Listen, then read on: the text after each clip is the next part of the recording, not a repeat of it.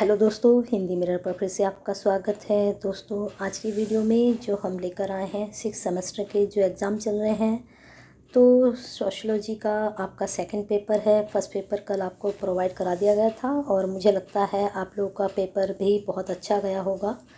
Questions जो आपको तैयारी कराई गई थी वहाँ से काफ़ी बने होंगे। अब सेकंड पेपर की तैयारी के लिए आपकी दूसरी वीडियो तैयार है। चलिए देखते हैं कौन कौन से प्रश्न आपके एग्ज़ाम में बन सकते हैं। वीडियो शुरू करने से पहले आपसे वही अनुरोध, पहले सब्सक्राइब कर लीजिए, बेल आइकन को हिट कर दीजिए जिससे नए वीडियो के नोटिफिकेशन आपको टाइम से मिलते रहें। और वीडियो पसंद आती है तो लाइक प्लस एस ज़रूर करें, क्योंकि आप जैसे 6 सेमेस्टर के बहुत स्टूडेंट हैं जिन तक ये कंटेंट पहुंचेगा आपके थ्रू और हमारे थ्रू, और उनकी भी तैयारी अच्छे से होगी आपकी तरह। चलिए शुरू करते हैं। पहला प्रश्न देखते हैं क्या बन रहा है आपका। पहला प्रश्न बन रहा है, the sociology of social problems पुस्तक के लेखक कौन हैं? W Wallace Lever, Horton M Leslie, Robert Lister, Green. तो इसमें आपको सीधे सीधे आंसर भी दिखाई दे रहे हैं, तो सीधे सीधे आंसर आपके क्या जाएंगे इसमें? तो पहला है हॉर्टन एवं लेस्ले। चलिए नेक्स्ट क्वेश्चन देख लीजिए। सामाजिक समस्या सामाजिक आदर्शों का विचलन है जिसका निराकरण सामाजिक प्रयास से ही संभव है। यह कथन किसका है? तो यह कथन मर्टन एवं निस्पेट का है। चलिए देखते हैं नेक्स्ट क्वेश्चन क्या है आपका। नेक्स्ट क्वेश्चन है, अनेक व्यक्तियों की व्यवहार संबंधी वह कठिनाई जिसे हम छू करना अथवा ठीक करना चाहते हैं। यहाँ थोड़ा ये मिसप्रिंट हो रहा है इस तरह। तो यह परिभाषा किसकी है? तो यह परिभाषा फ्रैंक की है, यानी कि जो आपका स ऑप्शन है वह बिल्कुल सही है, तीसरे का आंसर। क्वेश्चंस बहुत अच्छे हैं, इनको अच्छे से तैयार कीजिए एग्ज़ाम के लिए। अब देखते हैं अगला प्रश्न क्या बन रहा है। सामाजिक समस्याओं के बारे में निम्न में से कौन सा कथन सत्य है? तो अब आपके ये सारे कथन यहाँ पर दे दिए गए हैं, तो इसमें से सभी कथन सत्य हैं। इनसे समूह के अस्तित्व का खतरा उत्पन्न होता है, इनसे सामाजिक एकता छिन्न भिन्न हो जाती है, इससे सामाजिक संरचना को दृढ़ता नष्ट हो जाती है। तो जो सामाजिक समस्या हैं उनमें से सारे कथन सत्य हैं। अब आते हैं आपके 5 क्वेश्चन पर, देखते क्या है। निम्न में से किसी सामाजिक समस्या की विशेषता नहीं माना जाता है। जो सामाजिक समस्याएं भी ऊपर बताई गई हैं उनमें से इनमें से किसे नहीं माना जाता। समाज के बड़े भाग से संबंधित सुधार नीतियों की आवश्यकता, सरकार द्वारा उपेक्षित सामाजिक नीतियों की आवश्यकता। तो इसमें से जो आपका स ऑप्शन है, सरकार द्वारा उपेक्षित, इसे सामाजिक समस्या की विशेषता नहीं माना जाता। ये एक राजनीति के तौर पे भी इसको आप ले सकते हो, क्योंकि ये एक सामाजिक समस्या नहीं है ये। अब आते हैं नेक्स्ट क्वेश्चन पर। सामाजिक समस्या तब उत्पन्न होती है जब गतिहीनता के कारण काफ़ी समस्या में लोग अपनी अपनी अपेक्षित भूमिकाओं में कार्य करने में असमर्थ होते हैं। ये परिभाषा दी है, तो यह परिभाषा दी है मेरिल एवं एल्ड्रिन ने। अब इसमें ऑप्शन कौन सा आपका जा रहा है? ऑप्शन जा रहा है मेरिल एवं एल्ड्रिन, यानी कि ब ऑप्शन आपका इसमें सही जाएगा। तो इसका आंसर ये आपने देख लिया है। अब आगे चलते हैं। भारत में पाई जाने वाली प्रमुख समस्याएं हैं। अब जो भारत में पाई जाती हैं उनकी हम कौन कौन सी समस्याओं का सामना करते हैं? निर्धनता की समस्या अधिकतर लोग करते हैं, अपराध की समस्या बहुत देखने को मिलते हैं, बाल अपराध भी देखने को मिलते हैं। तो इसका मतलब हमारे देश में जो ये समस्याएं हैं सभी समस्याएं रहती हैं। अब आते हैं आगे आपके 8वें प्रश्न पर। तो 8वां प्रश्न देख लीजिए। अल्पसंख्यक प्रकोष्ठ की स्थापना कब हुई? तो ये हुई 1983 में। अब आते हैं आपके 9 पर। 9 प्रश्न देख लीजिए। मुस्लिम महिलाओं को निम्न में से किस समस्या का सामना नहीं करना पड़ता? जो मुस्लिम समस्याएं होती हैं उन्हें किसका सामना नहीं करना पड़ता? पर्दा प्रथा, बहुपत्नीत्व, धार्मिक कट्टरता, दहेज प्रथा। तो उनके यहाँ जो है दहेज प्रथा नहीं चलती है, ये हिंदू रिवाज में चलती है। लेकिन अब धीरे धीरे हमारा समाज थोड़ा बदल रहा है, तो ये समस्याएं भी ख़त्म होती जा रही है। चलिए आगे चलते हैं। भारतीय समाज में स्त्रियों की अधिकांश समस्याएं किससे जुड़ी होती हैं? यहाँ पर सी से लिखा है, किससे होगा? तो भारतीय समाज में जो स्त्रियों की अधिकांश समस्याएं निर्धनता, पारिवर्तितता, शोषण, उपरोक्त, सभी ये सभी हैं, है ना। निर्धनता भी है, शोषण भी होता है और परावृत्तिता भी। आपको पता ही होगा क्या चीज़ होती है ये। अब आते हैं 11 क्वेश्चन पर। निम्न में से किस वर्ग के समाजशास्त्री कमजोर वर्ग के अध्ययन पर अधिक बल देते हैं? बताया गया है जो कमजोर वर्ग है कौन से पर बल दिया जाता है? समाजशास्त्रियों के द्वारा। प्रकात्मक, मानवशास्त्रीय, राजनीतिक या फिर मार्क्सवादी। तो जो मार्क्सवादी हैं वह कमजोर वर्ग के अध्ययन पर अधिक बल देते हैं और उनके लिए ये आवाज़ भी उठाते हैं, लिखते हैं, बहुत कुछ किया है मार्क्सवादियों ने। अब आते हैं नेक्स्ट क्वेश्चन पर। सन 1935 में ब्रिटिश सरकार ने निम्न में से किसको अनुसूचित जातियों का नाम दिया? पिछड़ी जातियों को, दलित जातियों को, बहिष्कृत हरिजन जातियों को। तो जो दलित जातियां थीं उनको जो है अनुसूचित जातियों का नाम दिया गया। अगर आपके पास हिंदी है तो आपने दलित विमर्श वहाँ पर पढ़ा होगा फर्स्ट पेपर में, तो वहाँ पर काफ़ी इसमें डिटेल में दिया गया है इनके बारे में। जिनके पास हिंदी है तो वो तो समझ गए होंगे। चलिए आगे चलते हैं। अखिल भारतीय अनुसूचित जाति संघ की स्थापना किसने की? बहुत अच्छा प्रश्न है, यूनिक प्रश्न है, एग्जाम में बन सकता है और ये की थी डॉक्टर अंबेडकर ने। आप लोगों को बता दें कि जो आपका पॉलिटिकल होता है, आपका सोशलॉजी होता है और आपका हिंदी और हिस्ट्री, ये 4 सब्जेक्ट ऐसे हैं, इनमें बहुत से टॉपिक ऐसे होते हैं एक दूसरे से मिलते हैं। तो लगता है कि ये तो हमने हिंदी में भी पढ़ा है, हम सोशलॉजी में भी पढ़ रहे हैं, हिस्ट्री में भी पढ़ रहे हैं, तो हम ये चारों सब्जेक्ट एक दूसरे से मिले जुले होते हैं। इसलिए मैं इन चारों ही सब्जेक्ट की आपको चैनल पर तैयारी कराती हूँ। और इन फ्यूचर आप अगर एमए करते हैं किसी भी सब्जेक्ट से तो आप कमेंट ज़रूर करें, आपको नोट्स प्रोवाइड कराए जाएंगे और आपके अच्छे से स्टडी भी कराई जाएगी चैनल के थ्रू, ठीक है। चलिए चलते हैं नेक्स्ट क्वेश्चन पर। आपका ये हो चुका, अगला देखते हैं। अगला क्वेश्चन क्या है? दलितों के लिए पृथक प्रतिनिधित्व की मांग किसने की थी? तो ये भी डॉक्टर अंबेडकर ने ही की थी, दलितों के लिए पृथक प्रतिनिधित्व, ठीक है। अब आते हैं आधुनिक युग का मनु किसे कहा जाता? अब देखिए ये प्रश्न आपका जो है फर्स्ट पेपर में भी बना था। कहाँ बना था? ये आपका हिंदी में भी बना था ये प्रश्न, अगर आपके पास हिंदी थी तो। डॉक्टर अंबेडकर को आधुनिक युग का मनु कहा जाता। मैंने कहा ना कि ये चारों विषय ऐसे हैं कि इनके प्रश्न आपस में मैच करते हैं। टॉपिक मैच करेंगे तो प्रश्न तो ऑटोमेटिकली मैच करेंगे।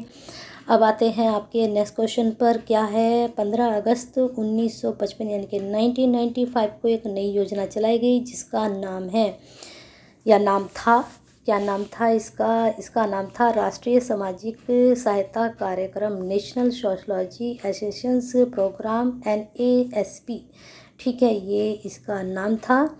अब आते हैं नेक्स्ट क्वेश्चन पर आपके।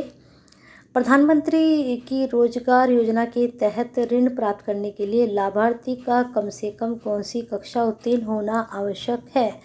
तो जो प्रधानमंत्री की रोजगार योजनाएं होती हैं उनसे संबंधित 8वीं पास होना ज़रूरी होता है। ट्राइमेस कार्यक्रम का मुख्य उद्देश्य क्या है देख लेते हैं। ग्रामीण युवकों को स्वरोजगार के लिए प्रशिक्षण देना, शहरी युवाओं को स्वरोजगार के लिए प्रशिक्षण देना, या फिर ग्रामीण व शहरी युवाओं को स्वरोजगार हेतु प्रशिक्षण देना। तो इसमें जो ग्रामीण युवक होते हैं उनको स्वरोजगार का प्रशिक्षण दिया जाता है। अब आते हैं नेक्स्ट क्वेश्चन। भारत में बेरोजगारी की समस्या मूलतः कैसी है? संरचनात्मक है, चक्रीय है, मौसमी है, घर्षणात्मक है? तो जो बेरोजगारी की यहाँ पर समस्या है वह संरचनात्मक है, ठीक है। ग्रामीण क्षेत्रों में महिला बाल विकास कार्यक्रम DWCRA निम्नलिखित में से किस कार्यक्रम की एक उपयोगिता है? तो जो ग्रामीण क्षेत्रों में महिला विकास कार्यक्रम, हाँ एक चीज़ और आपको बता दूँ, इनकी आपसे शॉर्ट फॉर्म और फुल फॉर्म भी पूछी जा सकती है, तो इसको आप ध्यान से पढ़ें। आपसे प्रश्न कैसे बन सकता है आपका, जैसे DWCRA आपसे पूछेंगे इसका पूर्ण रूप क्या होगा, और वहाँ पर एक ऑप्शन ये डालकर 3 ऑप्शन कुछ और डाल दिए जाएंगे, तो आपसे इस तरह से भी प्रश्न वहाँ से पूछे जाएंगे। इसलिए मैं प्रश्न का थोड़ा सा पैटर्न भी आपको बता देती हूँ। अब जैसे एक प्रश्न अभी आपका ऊपर बना था, यहाँ पर प्रश्न बना था, तो यहाँ पर आप इनकी जो है फुल फॉर्म भी याद कर लेना आप। जैसे राष्ट्रीय ग्रामीण रोजगार कार्यक्रम, तो NREP इसको बोलते हैं। तो यहाँ पर आपको ये वाला ऑप्शन भी दे सकते हैं कि राष्ट्रीय ग्रामीण रोजगार कार्यक्रम, इसका संक्षिप्त रूप क्या होगा। ठीक है, संक्षिप्त रूप में क्या होगा, NREP। और अगर आपसे पूछा गया कि इसका पूर्ण रूप क्या होगा, ये डाल देंगे और इधर ऑप्शन में ये डाल देंगे। तो ये भी आप अच्छे से पढ़ें, यहाँ से प्रश्न बन सकता है आपका MCQ। अब आते हैं आगे, ये प्रश्न आपका हो चुका है, चलिए देखते हैं। बोर्ड ट्राइसेम के लक्षित समूह में किस आयु वर्ग के युवा आते हैं। तो जो ट्राइसेम का लक्षित समूह है उसमें 18 से 35 वर्ष के जो हैं युवा आते हैं। अब आते हैं नेक्स्ट क्वेश्चन पर। अब ट्राइसेम, ठीक है, ये भी याद कर लीजिए। भारत में अधिकांश अदृश्य बेरोजगारी पाई जाती है, कहाँ पाई जाती है, यह पाई जाती है कृषि में, उद्योग में नहीं, ना व्यापार में, न यातायात में, कृषि में अधिकांश अदृश्य बेरोजगारी पाई जाती है। अदृश्य जो दिखाई नहीं देती लेकिन वहाँ पर बेरोजगारी होती है। काम में बदले अनाज कार्यक्रम के परिवर्तित रूप को क्या नाम दिया गया है। काम के बदले अनाज, है ना, RLEPG या फिर IRDP या फिर NIEP या फिर MNP, तो इसको नाम दिया गया है NREP। अब ये देखिए बन गया है NREP। तो ये ऊपर अभी मैंने आपको समझाया था, वहाँ पर इनके नाम हैं, तो इनकी फुल फॉर्म भी याद कीजिए। ठीक है, आ गया ना प्रश्न, इस तरह का बन चुका ना। चलिए आगे देखते हैं। अंत्योदय कार्यक्रम का उद्देश्य क्या था। शहरी गरीबी दूर करना, इसका सीधा आंसर देखते हैं। गरीबों में सबसे अधिक गरीबों की मदद करना। जो गरीब हैं, एक मीडियम होते हैं, एक बिल्कुल से नीचे तबके के होते हैं, तो उनकी मदद करने से संबंधित यह योजना या उद्देश्य चलाया गया था। और ये किससे संबंधित था, तो ये भी आपको मालूम होना चाहिए। अब आते हैं आपके नेक्स्ट क्वेश्चन पर। नेक्स्ट क्वेश्चन क्या है, शहरी निर्धनों के लिए स्वरोजगार कार्यक्रम। अब देखिए बन चुका ना, यहाँ पर ये शॉर्ट फॉर्म, यहाँ पर फुल फॉर्म। किस योजना काल में प्रारंभ किया गया था, तो यह 7वीं योजना में प्रारंभ किया गया था। प्रश्न सभी बहुत अच्छे हैं, अच्छे से तैयार कीजिए और एग्ज़ाम को अच्छे से अटेम्प्ट कीजिए कल अपने। अब आते हैं, एक बेरोजगार व्यक्ति को परिभाषित किया जा सकता है कैसे। जो काम चाहता है परंतु उसे काम नहीं मिलता है तो वह बेरोजगार होता है। लेकिन जो काम ही नहीं करना चाहता और उसे काम नहीं मिलेगा तो ये तो कोई बात नहीं, जब वो खुद ही नहीं चाहता तो काम कैसे मिलेगा। लेकिन जो चाहता है उसको काम नहीं मिलता है तो वह एक बेरोजगार व्यक्ति के रूप में काउंट होता है। अब आते हैं आपका अगला क्वेश्चन देखते हैं। अंतर्विवाह तथा आनुवंशिकता द्वारा बोए हुए पदों को जमा देने ही जाति व्यवस्था है, यह कथन किस विद्वान का है, तो यह कथन हार्पेल का है। कास्ट इन इंडिया पुस्तक के लेखक का नाम बताना है, तो इसमें आपको दिखाई दे रहा है कि इस पुस्तक के लेखक कौन हैं। इस पुस्तक के लेखक नाम जे हट्टन हैं। Caste and race in India के पुस्तक के लेखक का नाम, इस पुस्तक के लेखक जो हैं GL अग्रवाल हैं। Caste in modern India and other ऐसी पुस्तक के लेखक कौन हैं, तो इसकी पुस्तक के लेखक ML श्रीनास है। ठीक है, अब आते हैं आगे प्रश्न पर, बहुविकल्प पर। वो वन वर्ड आपके वन लाइनर भी बोल सकते हो आप उनको। सन 1931 की जनगणना में हट्टन ने अस्पृश्य जातियों को किस नाम से संबोधित किया, तो इस प्रश्न का आप आंसर मुझे कमेंट बॉक्स में देंगे। चलिए आगे चलते हैं प्रश्न पर। अगला प्रश्न देखते हैं। अदृश्य जातियों को भारत में स्वतंत्रता आंदोलन के दौरान सर्वप्रथम हरिजन नाम किसने दिया, तो ये प्रश्न आपने हिंदी में भी पढ़ा है, तो इसका आंसर आप मुझे देंगे। जिन्होंने स्टूडेंट ने हिंदी में इसका आंसर पढ़ा है वो बताएंगे कि अस्पृश्य जातियों को स्वतंत्रता आंदोलन में हरिजन नाम किसने दिया है। अब ये प्रश्न जो मैं लेकर आई हूँ, इन प्रश्नों के आंसर आप सर्च करेंगे और मुझे कमेंट बॉक्स में देंगे। अगर आपको नहीं मिलता है तो शाम तक आप कमेंट बॉक्स में बताइए कि आंसर नहीं मिले हैं, तो आपको आंसर प्रोवाइड कराए जाएंगे। थोड़ा प्रैक्टिस सेट के तौर पर ये प्रश्न आपके लिए लेकर आए हैं। इनको वीडियो को पोस्ट करिए और इनके आंसर सर्च करिए। वैसे मैंने आंसर की दे दी है, लेकिन इसको बाद में देखिएगा आंसर की को। पहले खुद से ये जो 10 के 10 प्रश्न हैं इनके आंसर आप खुद से सर्च कीजिए। ठीक है, आंसर की बाद में देखिएगा पहले से लेकर यहाँ पर देखिए फर्स्ट प्रश्न से लेकर आपके 10 तक ये आंसर दिए गए हैं। लेकिन मेरा मानना है कि अगर आप पहले इनके आंसर खुद सर्च करेंगे तो आपका ज्ञान ज़्यादा बढ़ेगा। अब आते हैं आगे प्रश्न पर। निरक्षरता से क्या आशय है, इसे बताना है। तो यहाँ पर ये 1 लाइन आंसर हैं, इनको पढ़ लीजिए अच्छे से। निरक्षरता के 2 प्रभाव आपको बताने हैं, यहाँ पर पढ़ लीजिए। अब ये 1 लाइन आंसर क्यों लेकर आई हूँ, MCQ क्यों नहीं है, क्योंकि यहाँ से प्रश्न बनते हैं। पैटर्न में आपको बताती हूँ किस तरह से बनेगा। निरक्षरता का सामान्य अर्थ अक्षरों की पहचान अथवा अक्षरों के ज्ञान का होना। अब आपसे पूछा जा सकता है कि निरक्षरता का क्या आशय है। यहाँ पर इतना सा डालेंगे, सिर्फ पहचान अथवा अक्षरों का ज्ञान होना, फिर इसके नीचे और ऑप्शन आपसे डाल देंगे, 3-4 ऑप्शन आपके हो जाएंगे। तो अगर आपको पता है कि निरक्षरता का क्या अर्थ है तभी आप सही टिक कर पाओगे, है ना। अब देख लीजिए दूसरा, 2 प्रभाव कौन से हैं।